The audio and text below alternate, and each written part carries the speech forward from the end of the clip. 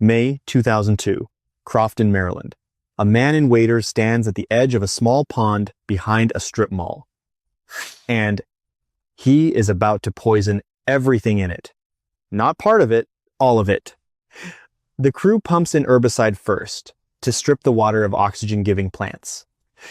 Then comes the rotenone, a chemical that shuts down the gills of every breathing thing in that pond.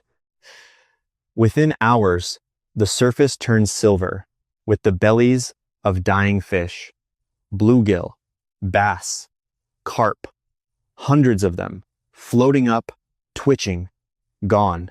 All of it to kill one fish.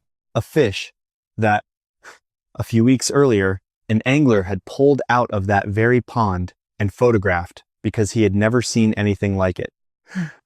A long, mottled, snake-headed thing with a mouthful of teeth and a body that would not stop moving even when it was out of the water. The northern snakehead, Channa argus, a predator from the rivers of China and Korea that can breathe air, slither across wetland, and survive out of water for days. And here's the part that should stop you. That pond was just the beginning. That single poisoning was the opening shot in a war that, by the most cited estimates, would cost the United States somewhere in the neighborhood of $520 million. Surveys, electrofishing boats, bounty programs, eradication crews, decades of federal and state money poured into stopping a fish the newspapers were already calling the Frankenfish. The stakes were enormous. The snakehead lays tens of thousands of eggs at a time. It guards its young like a soldier. It eats almost anything smaller than itself. And it had just arrived in the watershed of the Chesapeake Bay, one of the most important fisheries on the entire eastern seaboard. Biologists looked at the math and they were terrified. A breeding population of air-breathing super predators loose in a river system worth billions, with no natural enemy on this continent to stop it. So we spent, and we spent, and we fought that fish with poison and nets and electricity for the better part of 2 decades. That's not what saved the Potomac. What saved it was already living in the river. 2 ordinary native fish. Fish you have probably caught or eaten or walked right past on a dock without a second thought. They did, quietly, for nothing, what $500 million could not. I'm Edmund Hale, and this is the full story of how a feared invader took over an American river. How the largest, most expensive containment effort missed the answer that was swimming right under the boats, and what the data now reveals about who really won. Before I go further, let me take something out of your head, because I know what you're picturing. You're picturing a wipeout. You're picturing the snakehead doing to the Potomac what the lionfish did to the Caribbean reefs, or what the Asian carp did to the Mississippi. Empty water, native fish gone. A river ruined. It's not the one you're picturing. What actually happened in the Potomac is stranger and quieter and a great deal more humbling than a horror story. Because the snakehead did spread. It is still there. You can catch one this weekend. And yet, the collapse that everyone braced for, the one that justified all that money, never came. There is a hole in the official story.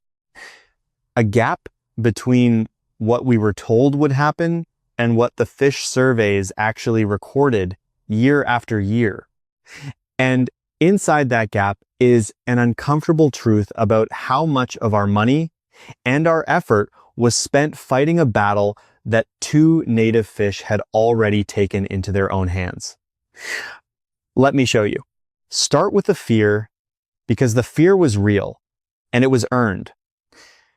When that first breeding population turned up in the Crofton Pond in 2002, the people whose job it was to understand fish did not panic for no reason. They panicked because they knew exactly what this animal could do. The northern snakehead is built like a weapon. It can grow past 3 feet long. Its jaw is lined with teeth, and behind that jaw sits a primitive air-breathing organ, a kind of crude lung that lets it gulp oxygen straight from the atmosphere. That single adaptation changes everything. A normal fish, you can suffocate. You can drain the oxygen from the water and it dies.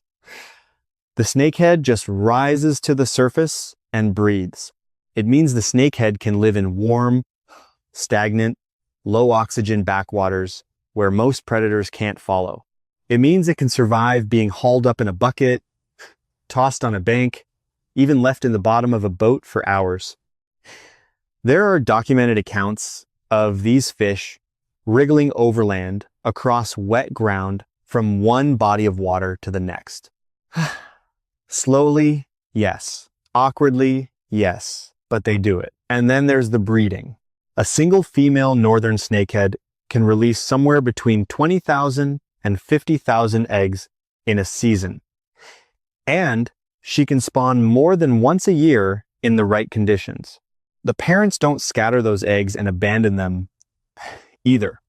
They build a nest, they hover over it, and they ferociously defend the cloud of young that hatches. Both parents stand guard. They will charge anything that approaches that parental defense. Means a far higher share of those young survive than you'd expect from a fish. So picture the threat as the biologists did in 2002. An air-breathing predator, tens of thousands of well-guarded young, a fish that can colonize water, nothing else can, and walk to the next pond if it has to. Now release that into the freshwater rivers feeding the Chesapeake Bay, an estuary that supports a seafood industry worth hundreds of millions of dollars a year and tens of thousands of jobs. The official response was swift and absolute. Poison the Crofton pond. Kill everything. Make it a wasteland and start over. And for that one pond, the strategy worked. The snakeheads there died with everything else. But it was already too late. And they suspected as much. Because in 2004, the snakehead turned up in the Potomac River itself. Not a contained pond you can poison. A living, flowing river hundreds of miles long, threaded with creeks and marshes and tidal flats. You cannot pour rotenone into the Potomac. You cannot drain it. The containment option was gone. And that is where the spending truly began. Because once the fish was in the river, the goal shifted from eradication to control. And control on a river that size is a bottomless pit of money. Here's where the human story turns, and where the first mistake takes shape. We did what people do. We declared war. Maryland and Virginia wildlife agencies, working alongside federal partners, threw the full toolkit at the Potomac snakehead.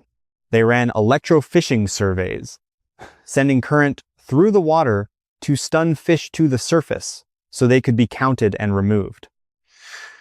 They encouraged anglers to kill every snakehead they caught and never throw one back, even running it as a rule of law. They promoted snakehead fishing tournaments.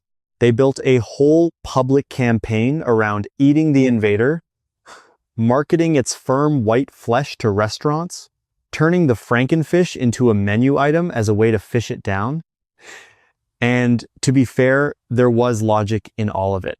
If you can't poison a river, you can at least try to pull the predator out faster than it breeds. But the snakehead breeds very, very fast. And here is the catastrophic miscalculation hiding inside all that effort.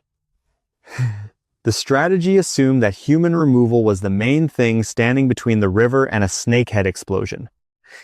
It assumed that if we stopped fishing them, stopped electrofishing, stopped the tournaments, the population would rocket upward unchecked because there was nothing else out there to hold it down. That assumption is the $500 million mistake. because it treated the river as empty, as if the Potomac were a bare tank waiting to be overrun, and we were the only line of defense. If this way of seeing rivers and resilience and the hidden intelligence of intact ecosystems speaks to you, I've gone much deeper into it in my book, Wild Return, also titled Rewild Deeper and Rewild, where I trace the full arc of stories like this one, the moments when nature quietly outperforms the plans we made for it. It's available through the link in the description. And if the Potomac story unsettled something in you, I think you'll find the book does the same. Worth a look.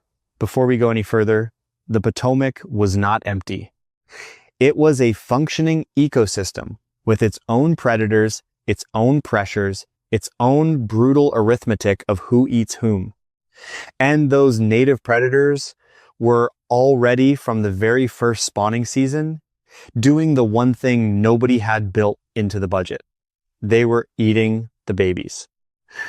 Let me be precise, because this is the heart of it. The terror of the snakehead was always built on those tens of thousands of eggs.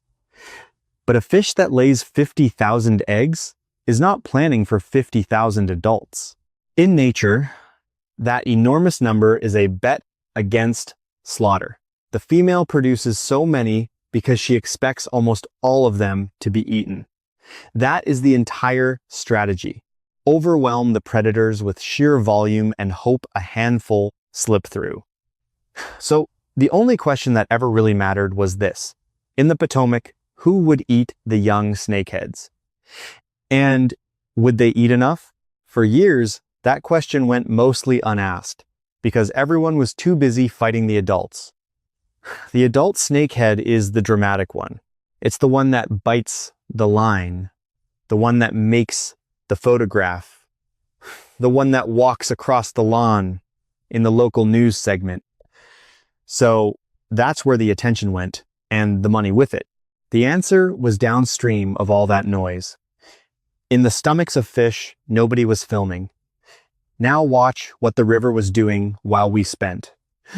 The two fish that quietly broke the snakehead's back are not exotic. They are not rare. They are about as American as a freshwater fish gets. The first is the largemouth bass, Micropterus salmoides, the most popular game fish in the United States. The fish that built an entire industry of bass boats and tournaments and tackle, a native, aggressive ambush predator that already lived in exactly the same warm, weedy, slow-moving Potomac backwaters the snakehead chose to spawn in. The second is the northern snakehead's quiet executioner from the deep, the catfish, the big bottom-feeding catfish of the Potomac system. The blue and flathead catfish, predators that grow enormous, hunt by scent and feel, and will swallow nearly anything that fits in their mouths, including a young snakehead that strays too far from its parent's guard. Here's the thing about the snakehead's famous parental defense. It is real, and it is fierce, but it has a hard limit. Two parents can guard a tight ball of fry for a while. They cannot guard each individual young fish once that ball begins to spread out and the juveniles start to hunt on their own. The moment those young snakeheads disperse, they become exactly what every small fish in the river is: food. And the Potomac is full of mouths, largemouth bass slashing through the shallows, catfish patrolling the bottom, the very same shallow vegetated habitat that makes a perfect snakehead nursery is also the favorite hunting ground of the largemouth bass. The two fish overlap almost completely. They want the same water, they eat the same prey, and the bass, already there in huge numbers, simply added baby snakehead to the menu. When researchers finally started cutting open stomachs and running the diet studies, the picture that emerged was not the picture from the headlines. Native predators in the Potomac and its connected waters were eating juvenile snakeheads. The young invader, for all its parents' ferocity, was being cropped down by the resident predators year after year, the same way those predators crop down every other species that spawns in that river. And now, the part that should have changed the whole conversation. The largemouth base, the fish everyone assumed the snakehead would wipe out, did not collapse. Surveys of the Potomac's base population through the years of the snakehead spread did not show the crash that was predicted. The base held, in many stretches, they kept right on thriving, side by side with the invader that was supposed to erase them. Sit with that. The doomsday scenario had the snakehead exploding unchecked and eating the native fishery into oblivion. What the long-term electrofishing data actually showed was two predators reaching a rough, grinding standoff. The snakehead established itself, yes. It became a permanent resident, yes. But it did not detonate. It did not empty the river. The base population, the single best measure of whether the Potomac's predatory food web was being destroyed, stayed remarkably stable. Two fish doing for nothing what we spent a fortune chasing. The base eating the young from the weeds, the catfish taking them from the bottom, no budget, no boats, no tournaments, just the ordinary, relentless machinery of a river that already knew how to handle a predator. But I told you the tension keeps climbing. And it does. Because once you see that the native fish were doing the work, a far more uncomfortable question opens up. If the river was containing the snakehead on its own, what exactly were we paying for? Let me agitate that because it deserves it. $520 million is the figure that gets attached to the broader fight against snakeheads and invasive fish in these systems. And whatever the exact accounting, the scale of the effort is not in dispute. Years of electrofishing surveys, staff salaries, boats and fuel and equipment, bounty and tournament programs, public awareness campaigns, research, removal crews working stretch after stretch of river, pulling out adult snakeheads one by one. And here is the brutal irony buried in the diet data. The thing we were doing, removing the big adult snakeheads, may have mattered far less than the thing the river was doing on its own. Removing the juveniles by the thousands. Think about the arithmetic. Pull one adult snakehead out of the Potomac and you have removed one fish. A real win, but a small one. Meanwhile, a single nest that gets found by foraging bass and catfish can lose hundreds or thousands of young in a season. The native predators were operating at the scale of the eggs, the only scale that ever actually mattered for population control. We were operating at the scale of the adults, the scale that makes the best photographs and the worst dent. I am not telling you the human effort was worthless. Early detection mattered. The Crofton poisoning, brutal as it was, may genuinely have bought time. Monitoring told us where the fish were going. Public education stopped people from dumping live snakeheads into new ponds, which is exactly how these invasions start, and how they spread to new watersheds, where the native predators haven't yet learned the menu. That part was real and important. But the central promise, the idea that our nets and our current and our tournaments were the wall holding back the flood, does not survive contact with the survey data. The wall was already there. It had fins. It had been patrolling that river since long before anyone had ever heard the word snakehead. And this is where it gets genuinely hard to look at, because the same agencies that spent the money also spent something harder to measure.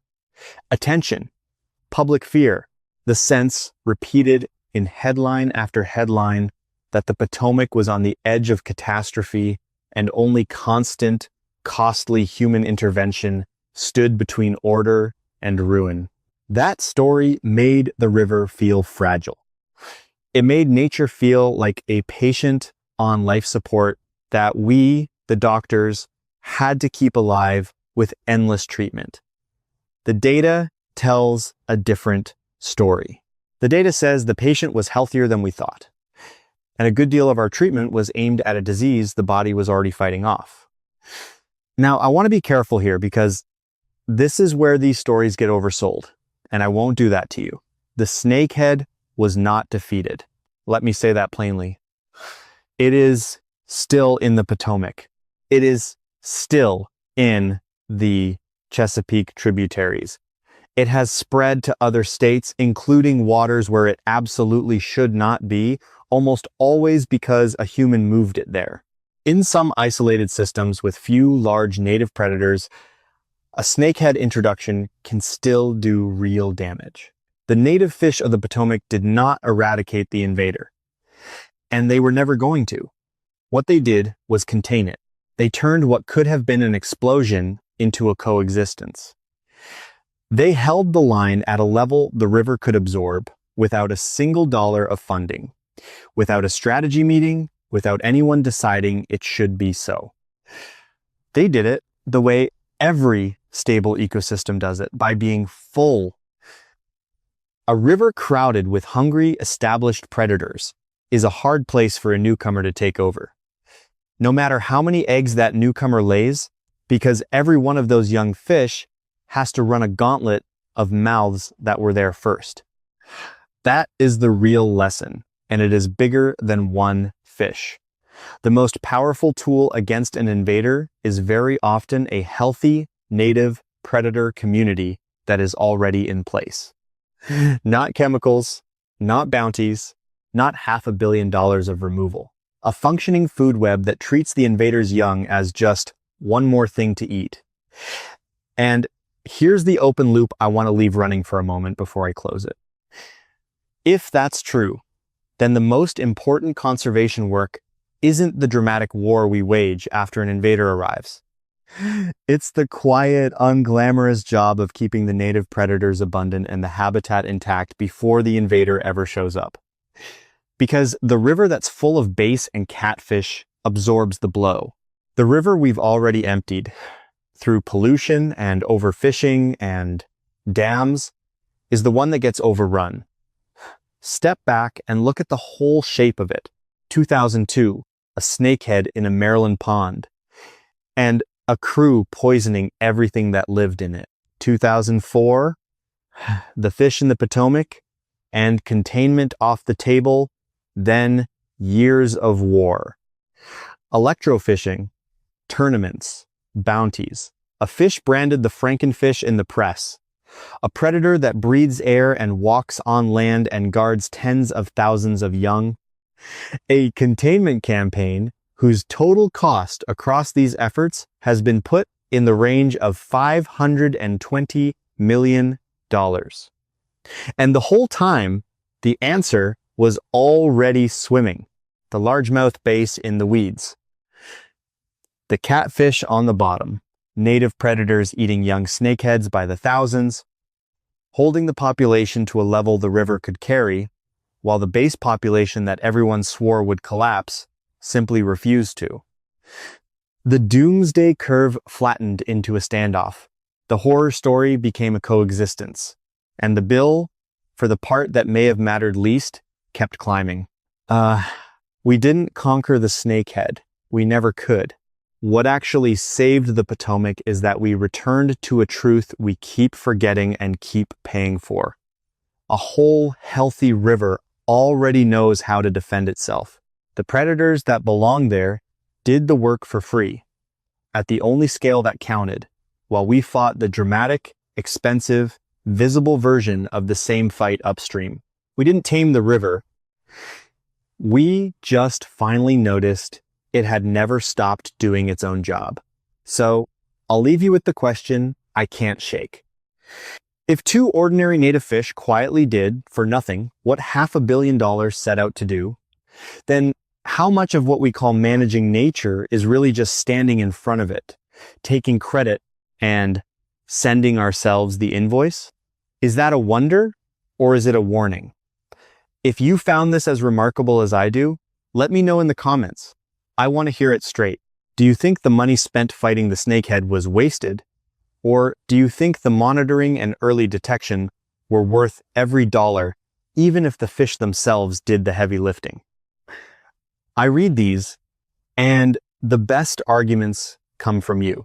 If this changed how you think about invasive species, about that whole reflex to grab the poison and declare war, share it with someone who'd appreciate it.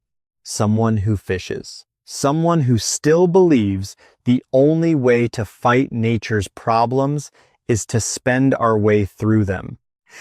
And subscribe, because there are more of these comeback stories than you'd believe. Rivers and forests and coastlines that healed in ways nobody planned and nobody predicted. And I've got plenty more to tell you. I'm Edmund Hale. Thanks for watching. 3 title options. 1. America spent $520 million fighting snakeheads. 2. Native fish did it for free. 2. The $520 million mistake. How 2 ordinary fish beat America's most feared invader. 3. They called it the Frankenfish. 2 native fish quietly ended the panic for nothing. Thumbnail concept, before, after. Split image. Left side, dark and tense. A snarling open-mouthed snakehead with a bold red overlay reading $520 million.